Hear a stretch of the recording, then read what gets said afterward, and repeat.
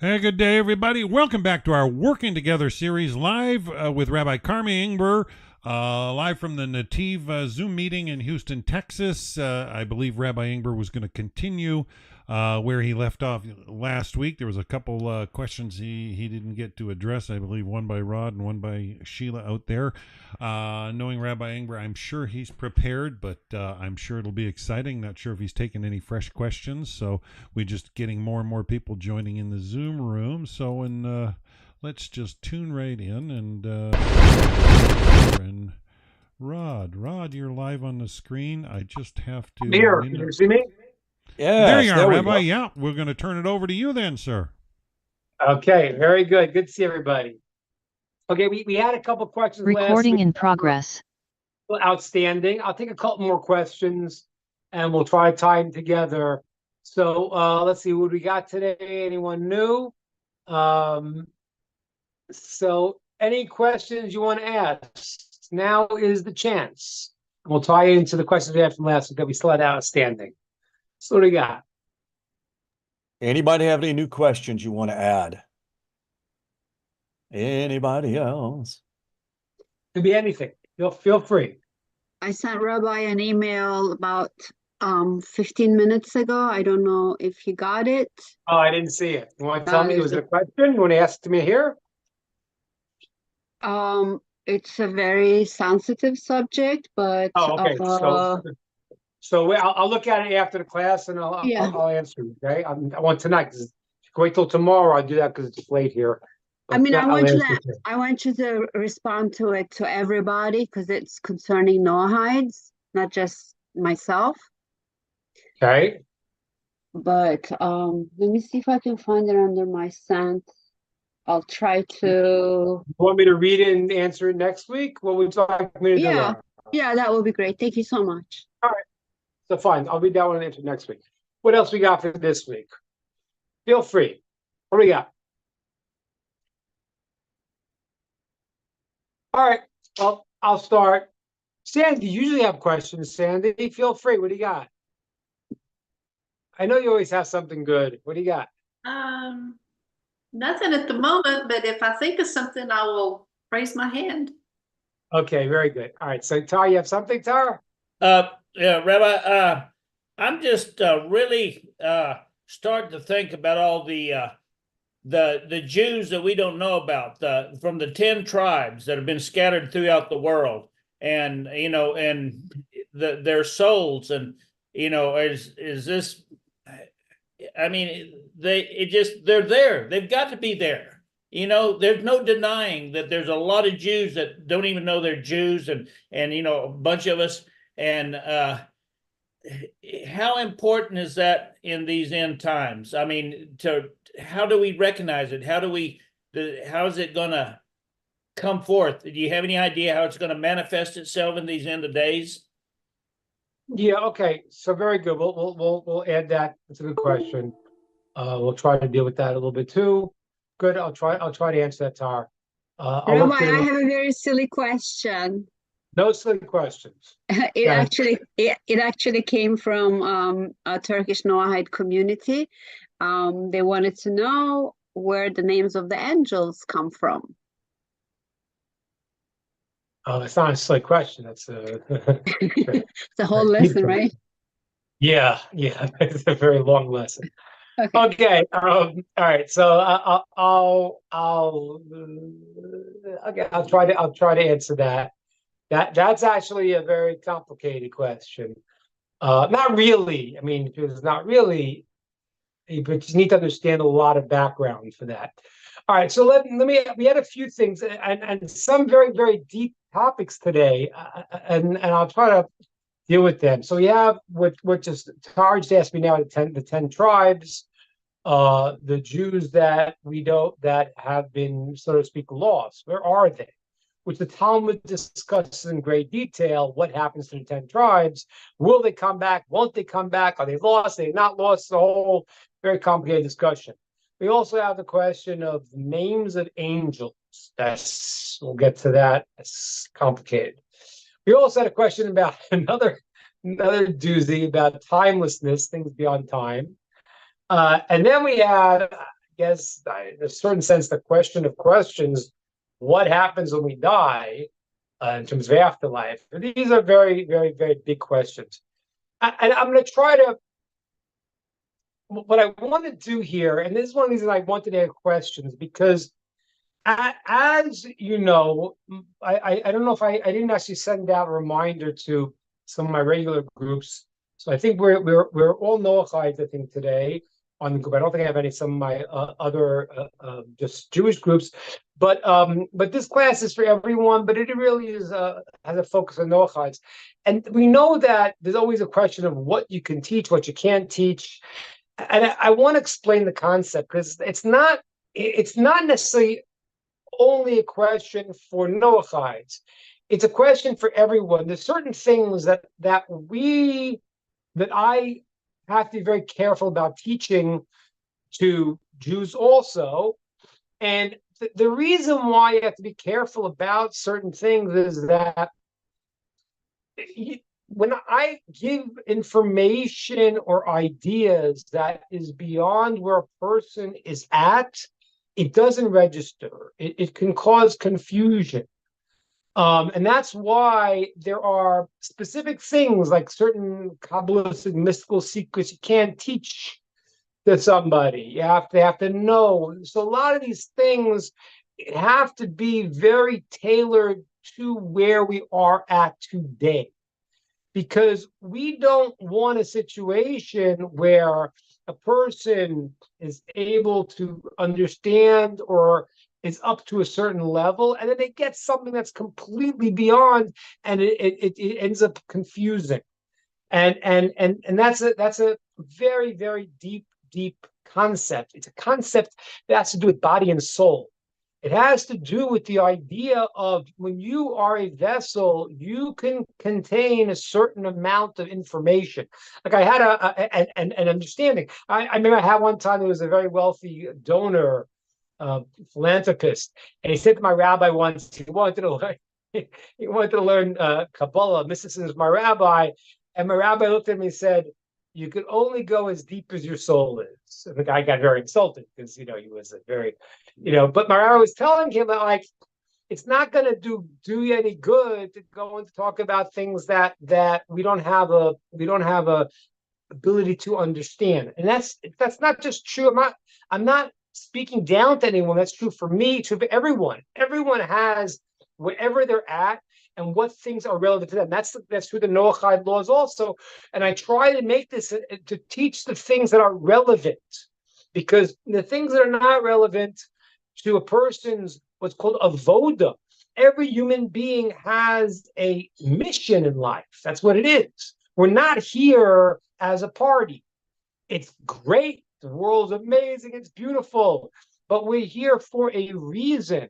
And everything that we have to learn has to be relevant to how do I make this real in my life. Okay, so that's why I like to hear the questions. I want to hear what people are saying, to try to make things that are relevant to you, that I don't shoot in places that are not relevant to your own personal growth and your service of God. Now, that's an introduction a little bit to the question I had last week about the afterlife. Now, the reason why it's an important question is because, and I gave my introduction, because it is, if you don't know where to look, you don't know really that much about the Jewish explanation of the afterlife. If you don't know where to look, you really don't know. As opposed to pretty much most religions, who have a tremendous amount of discussions describing afterlife. Now, the description of these things, I can go into great detail. However, I want to explain to you first why you don't find in Jewish writings, other than in more esoteric writings, you don't find a great discussion about the afterlife. I'll explain to you why, and you'll understand a little bit, and I'll try to explain to you what it is. First of all, I want to tell you, as far as knowing the details, we have many, many, many, many details. So much so, there was one rabbi years ago, maybe it's last past generation, he said he can never do anything wrong. He cannot sin. Why not? Because when he was like but 6 years old, his father, who was a great sage, described to him in great detail everything that happens to the soul of a person if he acts wrong in this life. What will happen on the negative? Also the positive, but there's negative too. There are consequences for our actions. He described to him in such detail that this child grew up and said, I can't do anything wrong because I know the repercussions of what I'm going to do, for good and for not. So there is great detail that we go through in discussing this in mostly in esoteric writings. But the reason why you don't find this simply discussed in the books that everyone can open is for a very important reason. There's a lot of reasons, but I want to start with one. There was a very sad story, unfortunately, where there was a Arab terrorist years ago, and he ignited a bomb and it didn't go off. It went off a little bit, but it hurt him. But he did not complete his terrorist mission. And what happened was he was unconscious though, and he was in the hospital. He was handcuffed in a hospital bed because the police already caught this terrorist. And now he came to from his unconscious state, and he started motioning to the people, okay, send them in. And people were like, what? Send them in. I said, what are you talking about? I said, send in the 70 virgins. So one of the policemen that was there said, you think you're in heaven, buddy, but you're not. You're in hell. Because he had just been, he was now arrested. But now, what is the problem? What is the problem? The problem is when you try to describe a spiritual world, what you automatically do is you hear it in the most physical terms, because people are physical beings. It is very hard when you learn, Kabbalah, you learn the deeper mysticism. This is a bad word, but the Kabbalah, the tradition of how the world works and how God created the universe.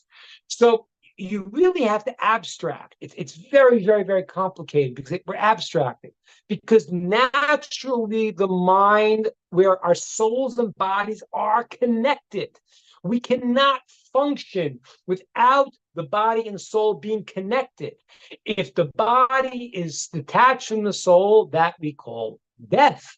A person, the soul without the body has no expression in this world, and the body without the soul is inanimate. And therefore, our whole ability to function in the world is translated into the physical. So when you start the more you try to describe the reality that is not physical, the world to come, Olam Haba is so amazing. How would I describe it? It's better than every pleasure you could imagine. As it says in the Mishnah, it says, if you took all of the pleasures of this world from the beginning of time to the end of time, and you put them all together, they wouldn't equal one moment of the pleasure of the world to come. But now the problem with that is, so what do you think? You think, oh, well, the world to come is like, Baskin Robbins has 31 wonderful flavors, but how much is in eternity? So you made it into an ice cream parlor, or you made it into a harem, or you made it into whatever it is. And that's why when they describe these things of trying to describe spiritual concepts in physical terms, people have a great misunderstanding. And what comes in different religions is their own fallacy in their misunderstanding. And people think when you talk to the Western world of heaven, it's like a giant golf course. It's like you're sitting back and you're having a grand old time. They got a giant IMAX there. I don't know, but it is so counter to what the world to come is, and that's the problem. The problem is that the more words you use to describe, the less you understand. So I try to describe this in one way that I think is helpful to people to a certain degree. If you would imagine, I would ask a person, I would say, what do you want in life? Okay. And most people start and they say, well, I want to have a great job. Okay, you got it. Now what do you want? Then they say, no, I want to make a lot of money. Okay, you got that. Now what do you want? Oh, I want a giant house. You got that too. Now what do you want? Now, what will happen with every single human being who is a functional person? They're all going to then make a shift between a physical pleasure to a spiritual pleasure. Everybody. That's also about love, unity, transcendence, connection, whatever word they're using. And that moves from the physical pleasure to something that has something beyond the physical pleasure. Love is an example of something that is beyond the physical pleasure. Because if I said to a person, I said, listen, you, Mr. Jones, really love hamburgers. Oh, I love hamburgers. Yeah, sure. And your son Billy is causing you a lot of problems. Yeah, he drives me crazy. Okay, Mr. Jones, we're going to exchange your son Billy for a lifetime supply of hamburgers. There's no normal person in the world would do that because you can't compare the two. They're not.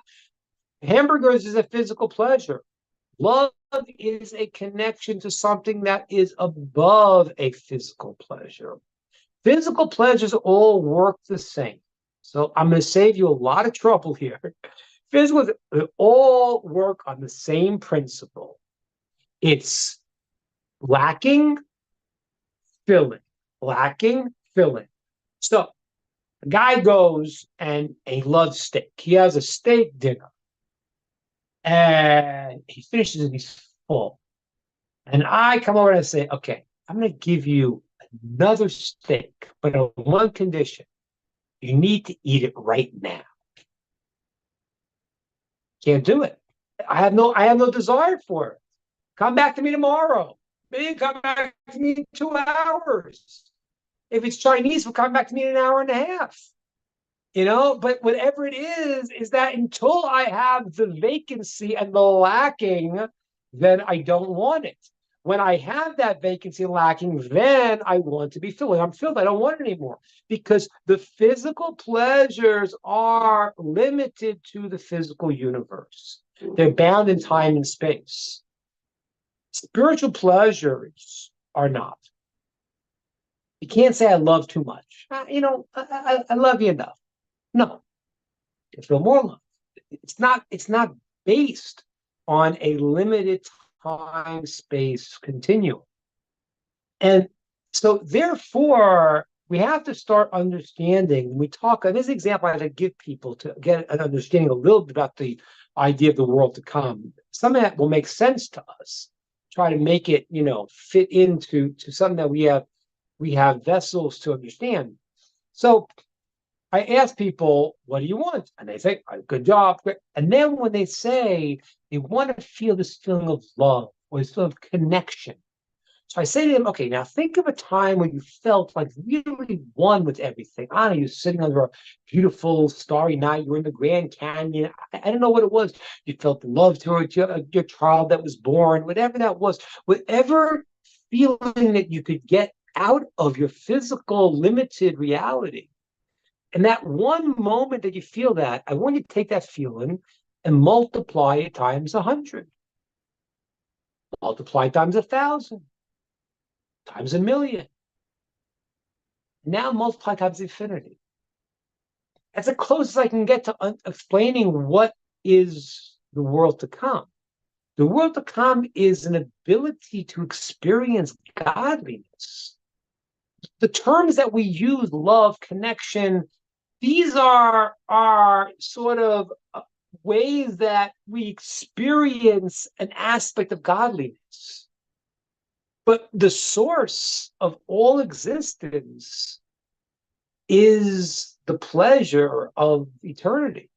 Now, I got to get this out of our heads here, because this is a really bad mistake that is based in the Western world. Because you really have a dichotomy in the Eastern world, the Western world, and we'll call the Middle East, we'll call Israel. And you have a very different view. The Eastern world tries to make everything God, right? The trees, and so they come to these ideas of everything is God, everything, this, that, the tree, the book, everything. They try to see God in everything.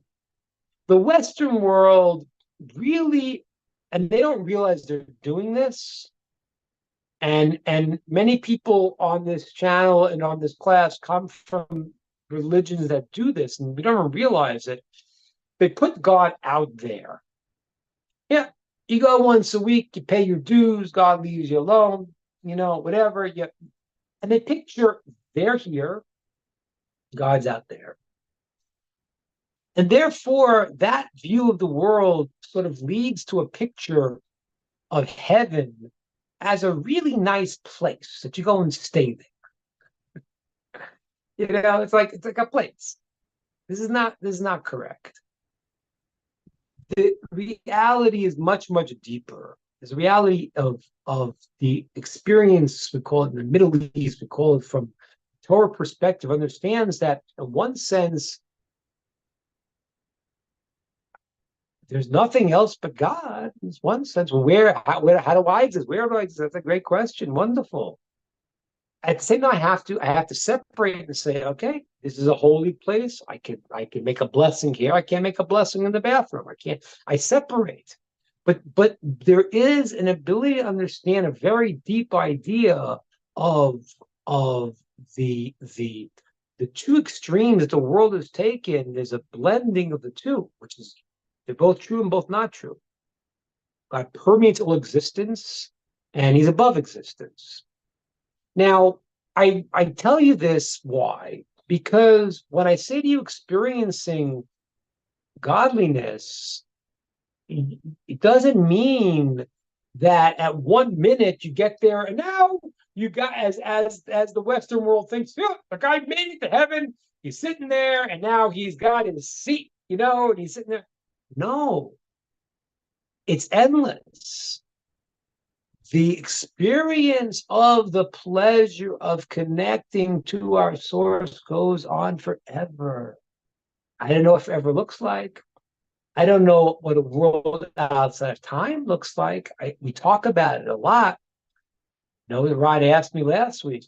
It's something that we really, in the deeper wisdoms, we talk about quite a bit. But we can't think of a world outside of time, right? Because once you have words, you go and you take it and you put it into an organizational fashion. The ability of the mind to touch timelessness is a very, very hard job that the mystics, the prophets would do. It's a certain way of trying to think. Some people try to meditate to get there. But what happens is that God is not in time. Time is a creation. Time is a creation. Time and space are a creation. If you want to learn about Einstein's theory of relativity, I can show you where that theory is written in great detail and much more accurately over 4,000 years ago by Abraham. Abraham wrote a book called the Sefer Yetzirah where he describes this space-time soul continuum. And so what happens is that when a person it's so hard for me to put this into words because you're like, so what's the rabbi talking about? Where's he going? But the answer is I can't, because the pleasure of connecting to your source is such a great pleasure. It's not limited. It's not, you don't get it. We go on, and every time we get further, deeper understandings, because we'll never, and this is really, I told you this guys before, it's one of the greatest mistakes of one of those dangerous mistakes of the various religions in the world who try to understand God. You cannot understand God. You can't. It's not possible. It's not. What you understand is how God chooses to relate to us. He gives us a way. He created a world from his endless kindness to give us a way to connect to him. And that's what you could understand. Those are the various names of God, right? The people who think that, these foolish people who try to read the Bible, wait a minute, why is there different names of God? Oh, crazy theories. Well, the answer is because this is the different names, is how God manifests, how he runs his world. But I don't understand God himself. Once you think you understand God yourself, you know what you've done? What many religions have done. They've made God into a human being. You understand God. So what happens after we die? Yes, there's a whole process where the soul goes. And that's why there's the mourning process, because the soul goes the first 3 days, the first 7 days, the soul is going on its journey. And that's why after a year, a person can pass the mourning phase, because the soul can go to where it has to go in terms of its next level. It's moved into a different state of existence and consciousness and connection to God. But and there's great details of what these things are. But the bottom line, what you need to understand is, to give more physical words to it, you'll understand it less. To understand it in the sense that God has created this world. That's why I said to you before, that amazing, I quoted the mission before. It says, if you took all the pleasures in the world to come, this world, like from the beginning of time to end of time, and you added them all together, it wouldn't equal 1 second of pleasure in the world to come. And not even seconds, because there's no time. But I didn't have the second half. Second half says, if you took all of the pleasures of the world to come, it's not the same as having the ability to do it now yourself. Now we have a world where we're able to go and to make things ourselves. When the game is over and the truth is revealed, then you have the experience of the pleasure of reward. But the work part of it is much different, because today we live in a world where there's just a lot of lies. And for a person to see through those lies, so that's hard work. And when you see through those lies and you do the commandments you need to do, the Noachites do their 7 commandments, and the Jews do their 13 commandments, and everyone says, I do my mission right now. One of my rabbis said a very interesting thing to me this week, which is a very, very deep thing. He's talking in a Kabbalistic sense, but even when you talk about, let's say, a non-Jew is not commanded to eat kosher food. So if a Jew would eat non-kosher food and do a good deed with it, the good deed wouldn't go anyplace from that energy, because he can't take that animal or whatever it is that's not kosher and use the same positive. A person who's a Noachide, who will go and he can eat even non-kosher food, and he's allowed to, and he does a good deed with that energy, he is elevating even that in creation. So every single person, Jews, non-Jews, everyone, male, female, everyone, has important things to do in this world. And that's what we do in this world. When we work in this world and we realize we're in an important mission, then what's going to happen is we develop the sensitivity, the connection. The word mitzvah, commandment, is a deeper meaning. The word mitzvah also means connector.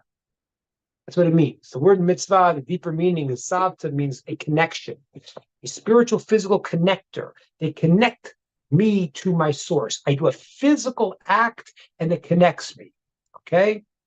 I set up a court system in America where you're going to have truth and justice. You are now using a connector to connect you to spiritual, to the physical action. So what happens is in this world, we have that opportunity. And then when the soul leaves, so what happens is it is now able to, it's developing the sensitivity. It's like a person who let's say, who, for example, let's say, wants to be a wine connoisseur. So he sips the wine. I don't know everyone, what people, how they grew up. I know my kids, I used to always give them the kiddush on Friday night. They had some good wine. They developed a taste for it. And if a person develops a taste for wine, they appreciate wine. If someone who never drank wine and you give them a good dry wine, they're like, it's terrible because they have no sensitivity to it. A person that lives their lives in a completely physical, unspiritual, disconnected, non-mitzvot life, when they leave this world, they have a very great difficulty in experiencing the eternal pleasure. I'll give you I don't want to get into the details of what happens to the soul, but this is it's kind of a scary one. I'll give it to you to understand. It's like the example of a person goes, let's say, all they care about their whole life is like eating or like weightlifting, pumping iron. Now, eating is very good. If you eat to do something good, it's great. If you lift weights to be healthy, to do something good, that's great. But let's say a person who all he cares about is pumping iron, all he cares about is eating all day. So what happens is when his soul leaves, he's created a consciousness that his soul is looking for the hamburger or looking for the gym. He knows it's in a place of no gyms, no hamburgers.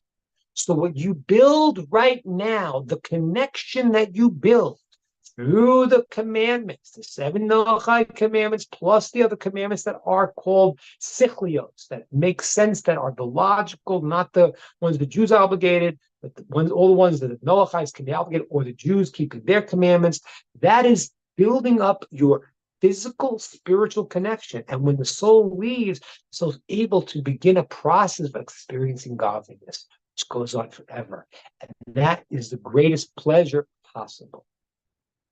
Okay, I hope I haven't said too much. I'm going to answer the other question we had about angels in a minute, but I kind of dealt a little bit with what some of the things that were asked about what Rod said about timelessness and about the world to come. Let me take some questions on that so far. Please feel free. I could add some stuff to it. I think Sandy, your hand up. Yes, Rabbi. I've heard over the last few weeks and months several lectures on the soul and along those lines what you've been talking about, and I keep hearing different phrases that I'm not sure, are they interchangeable or are they just exactly what they mean? And I keep hearing the Gentile soul, the non-Jewish soul, and the righteous non-Jewish soul. What is the difference between those three? Are they interchangeable or are they definite differences there? So what there is that there are different types of souls. And once we can talk about types, we don't know what souls look like. But there is a Jewish soul, there's a non-Jewish soul. That's why there's a difference between the commandments. The 13 commandments is what a Jewish soul needs. 7 commandments is what a non-Jewish soul needs. They don't need what what each other one has.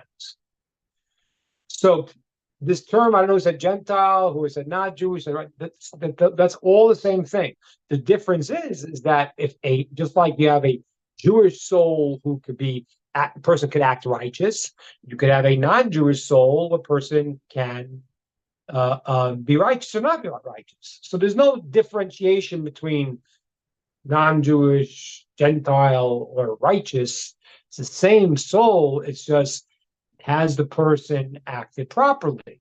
Because if they acted properly, then they are able to. And I want to explain this because it's very important. There are basic certain tenets that we have to understand.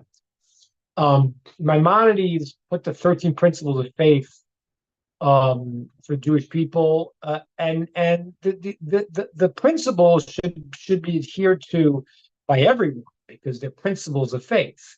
Now, Maimonides, it breaks them up into 13. We can break them up into another system called a system of three, based on a book that was quoted by Dan a number of weeks ago, called the book of Ikrim. I don't know how to say it in English. The book of the principles. I don't know how to say it in English. It's called Sefer Ikrim by Rabbi Yosef Elbo, and Rabbi Yosef Elbo says that he distills into three principles. Maimonides fleshes it out more, but one is a belief in God. Maimonides fleshes it out and says you can't believe in a physical God. Corporal God is contradictory to God. The idea of God having another part is a bit conscious to God. So Maimonides fleshes out what the discussion is, but Yosef Elbo says that one believes a belief in God. Okay. The second fundamental belief is that God gave a binding Torah. Okay, he gave a pathway for human beings to connect to him. That can never, so Maimonides adds, it can never be changed, it can never be altered. He talks about the prophecy, the difference between the prophecy of Moses, which was a direct dictation from God. But the second basic principle is a Torah that God gave, the instruction booklet, how to live our lives, that is true, that is never changing. And the third one is reward and punishment. And then Maimonides goes through different characteristics of the reward and punishment, to talk about the idea of the belief in the times of Mashiach and this and that. But the basic concept is the idea of that there's reward and punishment. Now, it's very, very important, people, to realize. People don't like that. We live in a world today, people don't like to hear the word reward and punishment. You gotta give your kid a trophy for trying, and we don't like the idea. But it's a very crucial idea. And it's so crucial that without understanding that there's reward and punishment, a person's not functioning properly. Now, I can go and make this a little bit more elevated, if you like, and talk about consequences of our actions. There has to be consequences for our actions. If there are not, then we are not in this world for any purpose. Good things create good responses. Bad things create bad responses. God is always seeking for our good. And therefore, if a person does good and bad, God does not say, but they are essentially a good person, God does not say, oh, we'll cancel them out. No, there'll be negative consequences for the negative so that there will be eternal good for the good. You don't want to go and say, hey, let's cancel it 2 out, because the good reward is eternal. So a person wants to get that. And if they make mistakes, they want the negative consequence to happen so that they can be in line with getting the good that they make. Because God is always looking to do good for everyone, that everyone in the world, everyone, even bad people. God is waiting for them to change. Many verses in the prophets. God does not want the death of the dead ones. And rather, he should turn back his ways and live. Many, many, many verses that God is waiting for every single person to act good, to get themselves together. And he's giving you signs, constant love letters to wake up. And the purpose of that is that way, when we do the good things, we could connect. This is the place for work. And it's not like people have a very childish understanding about it. People think they're intellectuals and they're not. Oh, they say you do this work now, you get all the next world. Well, it's interesting because, by the way, in the Torah doesn't discuss in great detail the promise of the world to come. It's fascinating. It discusses some of the promise of what you're getting in this world. And one of the explanations is because many religions used to say, you know what? Don't worry. You be poor now, you'll get it all later. Because who dies and comes back and says, hey, it didn't happen to them. The Torah does talk about what will happen in this world if you keep the good things and if you keep the bad things. The Torah does talk about what will happen in this world because Hashem, who wrote the Torah, is not worried about, it'll be disproven because he wrote it. And he's saying, if you act this way, have good responses in this world, negative consequences in this world. But that's all preparatory. The greater thing is the reward we get in this world is an assistance to allow us to do more good things to get eternity. So the answer to your question, Sandy, is that no, there's not a difference between those names. There are different types of souls, and the person acts righteously. Even if they make mistakes, they act righteously, and they're trying this and that. So then their experience after they leave this world is different. Very, very, very different. And again, Hashem is looking for ways to go and to help everyone and save everyone and redeem everyone and purify everyone. And there are very, very few people, says the Ramchal, that are so evil there's no way to fix them up. But there are people like that. There's Hitlers in the world that have sold out from their existence, and they do not have a place in the world of eternity. A righteous non-Jew does have a portion in the eternal world. So that's the answer to the question. Thank you, Rabbi. Sure. Any other questions on what I said so far? Okay. Let me say one more thing. I'm gonna end a little bit early. I got to get a little bit. I did a bed early for a change to early prayers being there. So let me just answer a couple other things here that were brought up.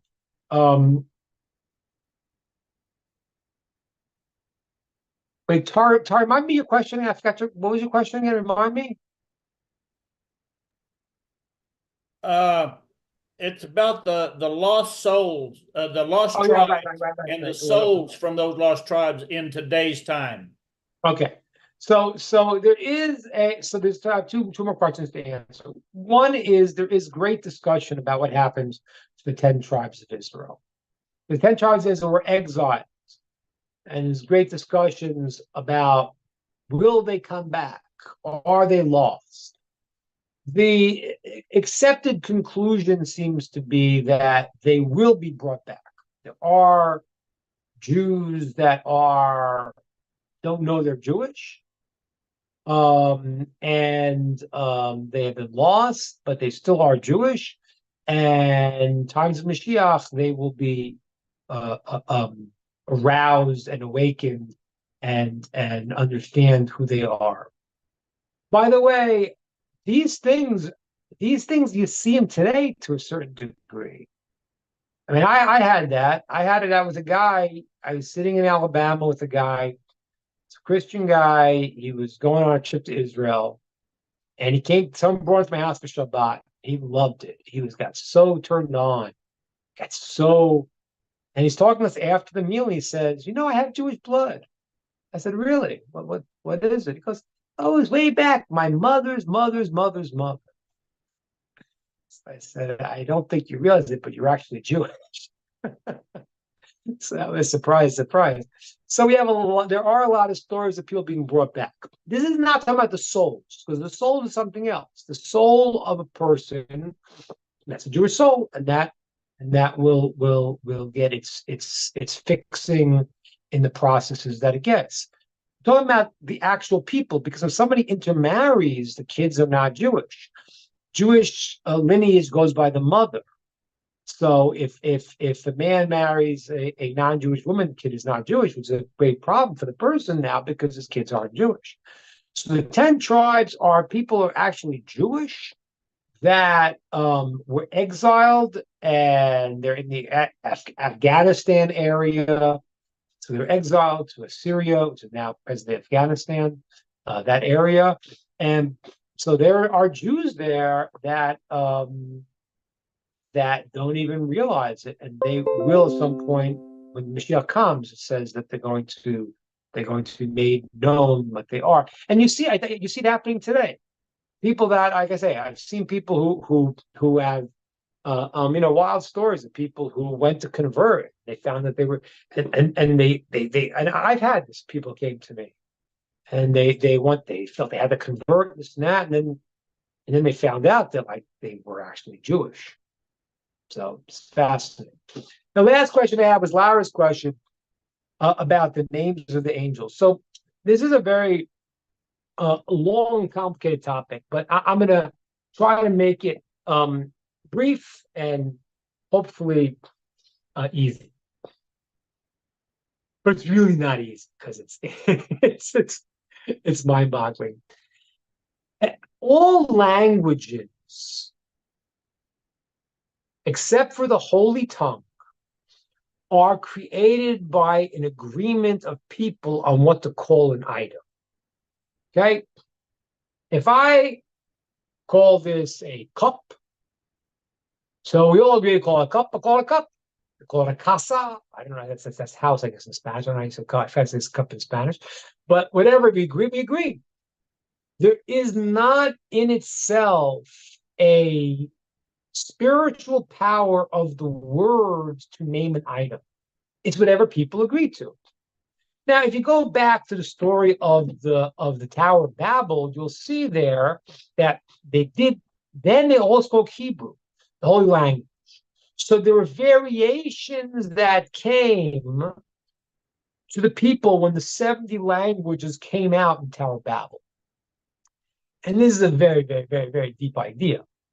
So there's a phrase, a Talmudic phrase. It's important in one of the early sources, not really Talmudic, but it's phrased by some of the sages. I'll say it in Aramaic because I love the way it sounds. In Aramaic, it says, Lishna kulmasa de liba, which means the tongue is the pen of the heart. And what does that mean? When you look at, let's say, the French, how do the French talk? Very, very flow, very, very romantic. And then you look at the Germans, very boxed. What does that mean? Means the tongue is the pen of the heart. The psychology of the nation is transmitted through how they communicate. And this is a little problem for English, which, as an American, so, English is called a neuter language. The romantic languages, or the Torah, the real language, everything's male-female, because it says in the Bible, it's created male-female. Tar, there's not 27 different genders or 3,000 or whatever number they're up to. There are two. There is male, female. So everything's created male, female. So that's the language. In English, you say the idea of it, which creates, in my opinion, the British a little bit, distant. Americans came and like, I'm John Wayne, and I'm like, I'm going to talk like this. And like, they made it a lot more, colloquial and down to earth, but it still has that distance. Every language is thereby an agreement of people, and the nation that creates it, breaking up from the 70 nations, which were the root of the 70 languages, which really parallel the one nation of Israel, the 70, right? The 7 days of the week. This was 1 to 7, 1 to 70. So the Jewish nation and the 70 languages, which is the 70 roots of the 70 nations, they all express their own view of the world through their communication of how they feel and how they see the world, and they agree to call certain things certain ways. And really, all languages are based on those 70 roots of the languages. And the truth is, on a positive level, there is the ability for every nation to bring in whatever goodness they have from their place and their point of view and their language, bring it into the system. And that's why Moses translated the Torah. God told him to translate the book of Deuteronomy to 70 languages, that there should be a connection. But there is one language that is not an idea of an agreed upon word. It is the actual DNA of every created thing. That is not modern Hebrew, even though it's similar, but that is called the Holy Tongue. And that language is actually every letter. I have a series that I've done for people. I can go through every Hebrew letter for hours. So I do each letter and then how they combine and what they mean. Because every letter has a way that's formed, its structure. It has a way it sounds. It has a numerical value. And all of those things in those letters are the energy pack where the spirituality that God created in the world, the life force, is going to come into the world through the Holy Tongue. And that's why when you take the Hebrew letters and you combine them, you don't just get arbitrary things, you actually get the source of the thing that you're saying. So, for example, this one I like telling Americans, because everyone in America likes dogs, right? Or loves dogs, It's like a guy can commit the worst crime, but if he means the dogs, that guy, you got to cancel him. But everyone loves dogs. So the word in Hebrew for a dog is called kelev. Kelev is from the word kol, all, lev, all heart. The dog is loyalty. The let's say the ant is called a nemala.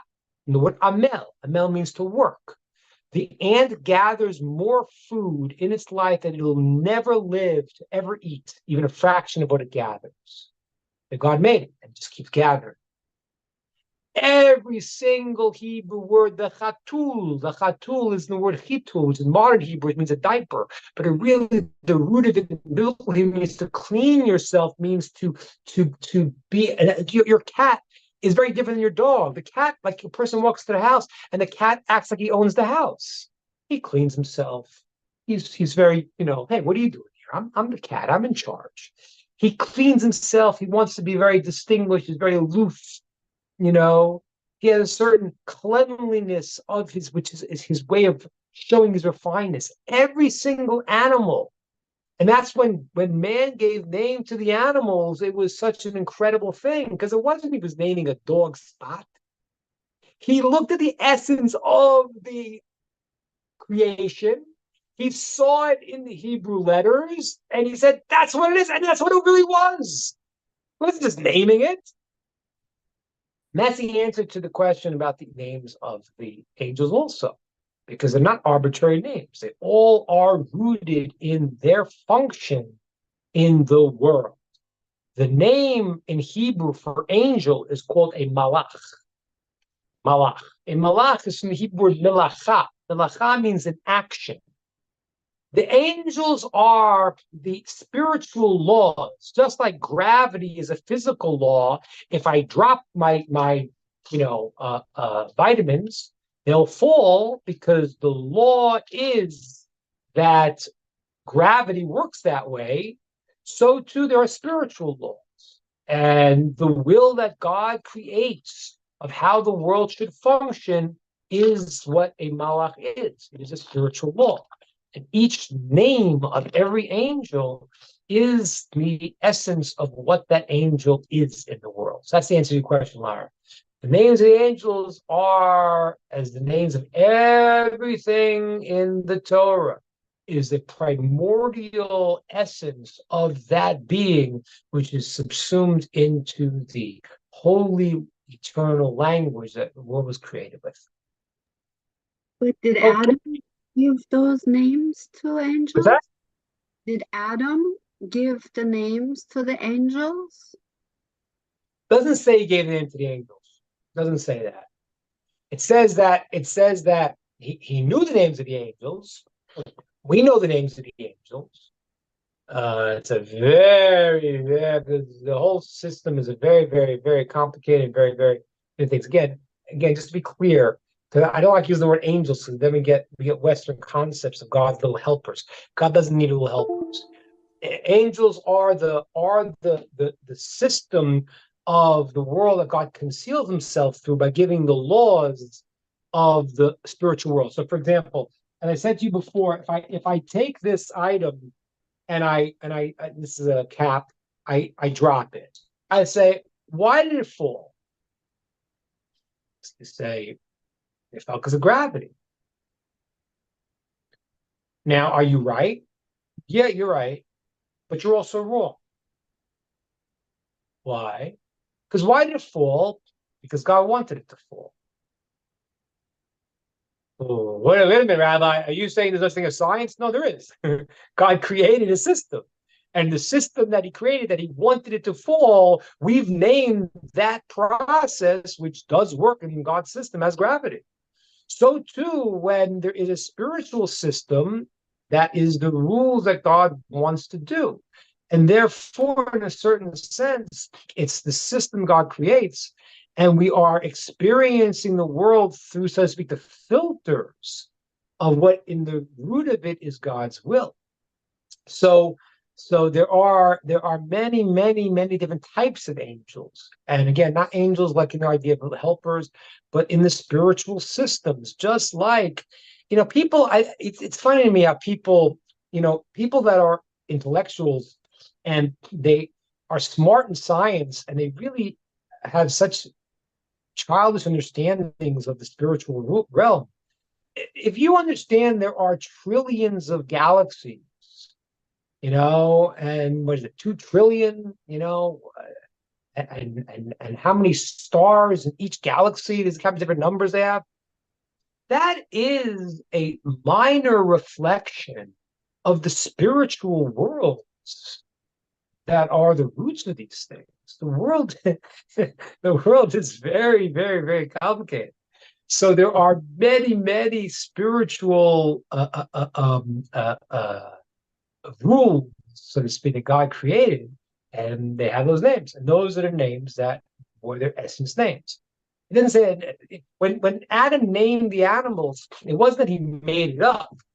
It was that he understood what their real name was. So God wanted him to look at the creation and to express in the creation his understanding of the creation. But it wasn't that he made them up, that was who they were. He actually hit it exactly right. I guess the source of this question is or was I was trying to explain why Gabriel wouldn't have the responsibility of giving a different set of instructions to different religions. You know what I mean? No, I'm sorry, we lost you. We didn't hear the first part of your question. You repeat it again? Yeah. So the source of the question was I was trying to explain why Gabriel wouldn't have a reason to give a separate set of instructions to different religions, because he's identified as the angel who gave a set of instructions to another religion. So I was hoping to understand where the names came from so that I can explain why that wouldn't be the case. As part of I don't know what somebody says that Gabriel gave another religion. Well, what is that? Well, according to Islam, Gabriel came to Muhammad and gave him the Quran. No. And according to Christianity, Gabriel spoke to Mary and told her she was going to have a baby. That's why I was trying to, for instance, if somebody was to say, the UPS man is going to bring me my medicine, I would say, what business does UPS man have bringing my medicine, right? Right. So I was. I mean, we could talk about Gabriel. Gabriel has Gabriel is a specific name, and yeah, I mean, I could tell you what the Gabriel is rooted in, but I don't think it's a proof or not a proof, because they can say what they want to say. People will say whatever they want to say. The name Gabriel is Gvura, is a certain approach, but it's not going to convince them of this or that, because they can say what they want to say. They have a name of an angel, which is one of the names of the angels, is Gabriel, and that is not really Gabriel's function, but the whole thing doesn't start, because Gabriel's function can't be given up in religion, because Torah says there's no other religion. So, like, the whole thing is it's like trying to argue on a hamster wheel. Just get back to people make up their stuff, but if you get back to the basics and say, wait a minute, if you're quoting Gabriel, you're saying the angel Gabriel, and you're saying that you're getting this because, in Torah, the book of Daniel, talk about Gabriel, the different places where it's talk about the angel Gabriel. So fine, so you understand you're getting this from the Torah, which you're now saying you have a new religion. Then open up the Torah, and the Torah says there cannot be one change to the Torah. That you're not going to convince them by trying to define Gabriel, because then they'll just say, well, yeah, but this is what we think he does. The way to respond to it is that how is that possible? If you say that there was a Torah given, you agree to that. Now you say is that someone else came and changed it. Then just open up the Torah. Says there in the Torah, in the book of Deuteronomy, and other places, where it says that that you can't change one single iota of the Torah or its laws. So how does it make any sense to make a new religion? It's a contradiction. It's a self-contradiction. Well, what happens is when we say that, they come back with saying, we understand that. We also understand God said that because he gave that set of instructions to the Jewish people. That's for Jewish people. For us, this is what God gave us. That's how they're making that distinction. They're saying God gave. Well, I mean, they don't really say that, because the Christians say that Jews have to accept that, and so does the Muslims. So they may say that to you. They don't really say that, because they say that their religions, the Muslims say if the person doesn't accept Islam, and so do the Christians, they present Christianity, that they're doomed. So they might be saying that to you to be nice, but they don't believe that. That's not what they espouse. But anyway, but again, but I don't understand. So they're saying that God commanded Jews. We know God commanded non-Jews also.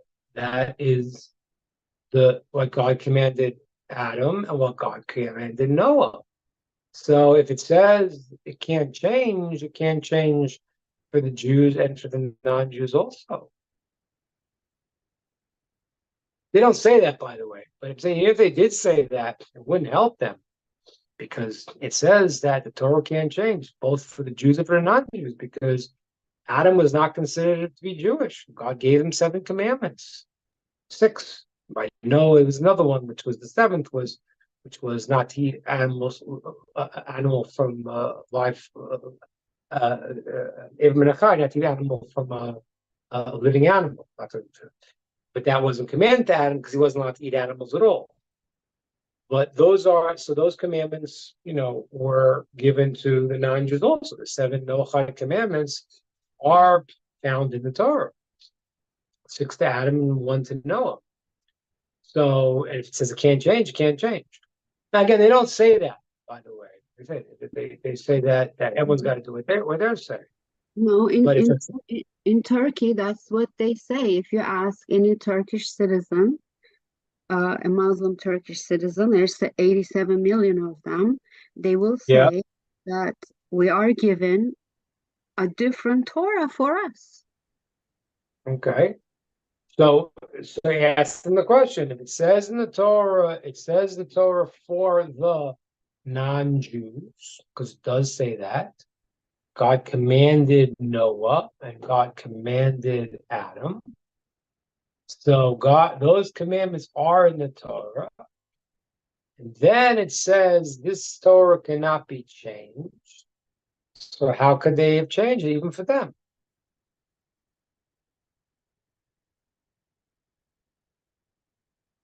Right?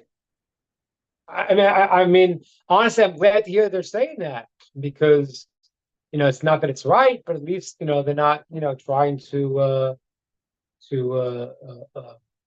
proselytize to Jews. Okay? But there is it now. Again, as far as making up religions, that is a problem. That's why the 7 Noahide laws is very crucial because God is not creating religions here. There's the Torah. Torah is binding for Jews and non-Jews. For Jews, 600 commandments, non-Jews, 7 commandments. So the making up new religions is not something that we do. But Islam is not considered idolatrous by anybody. May not be the best thing to do. It's better than keep the 7 Noahide laws because now that they're keeping because in the Muslims who are keeping the 7 Noahide laws, they might keep a lot of them inadvertently. I mean, not as commanded by God to Moshe. So it would be ideal if they kept it that way. But many of the things they're at least doing them, and it's not considered idolatrous. So the answer to the question, I would say for them is that I hear your point. I would say for them, the answer is that since the Torah, if you do accept the Torah, which they seem to accept according to this, and the Torah was given to the Jews, it's true. However, it also says in the Torah there is a commandments for the non-Jews, and that's the 6 commandments that were commanded to Adam, and the 7th that was commanded to Noah. And in that same book, it says this will not change. That's the question to ask them for themselves. But I don't, I just don't know that it's worth it to try to, fight that so much. In the sense that, they're not going to. And if we get Arabs that are accepting that the Torah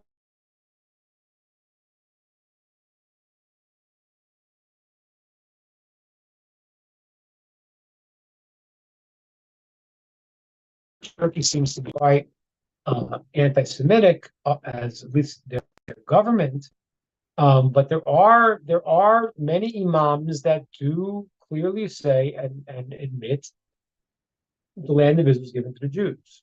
So I don't know if I would spend too hard trying to convince them, but that's the point. The point of the point of how to, if you want to know the truth of the disproof of that claim is because of the Torah itself is one Torah, Jews and non-Jews. Jews have to keep the 6 and 13, non-Jews have to keep the 7 as commanded in the Torah, and it says that this will not change at all. No new improved variation, versions, that doesn't work like that. Okay, guys, I'm gonna, Larry, did that help at all? Yeah, your bandwidth is jumping in and out in the last 2 minutes, anyways, Rabbi. So thank you so much for answering those questions. I did have one more online, but a friend of mine. Let's do it next week. Let's encourage the people. Whoever asks, can I have you come back next week and we'll do it next week? Sure. Ronald out there in Australia was asking a question. Ronald, if you can come back next week and rewrite that question, we'll get it in at the beginning. I'll take it now. I haven't seen Ronald in a while. We miss you, Ronald. So yeah, I don't see you in the room here. So if you can make it next week, Ronald, good. If not, then we'll take it now. Well, thank you, Rabbi. Yeah, your bandwidth is shrinking your picture. So on that note, I guess maybe we'll wind it down. Rod, we wish you all well down in Houston, Texas. Appreciate it. And Appreciate it. Yeah, keep up all the good work you guys are doing down there. And someone was glad to asking, hear your classes are doing well.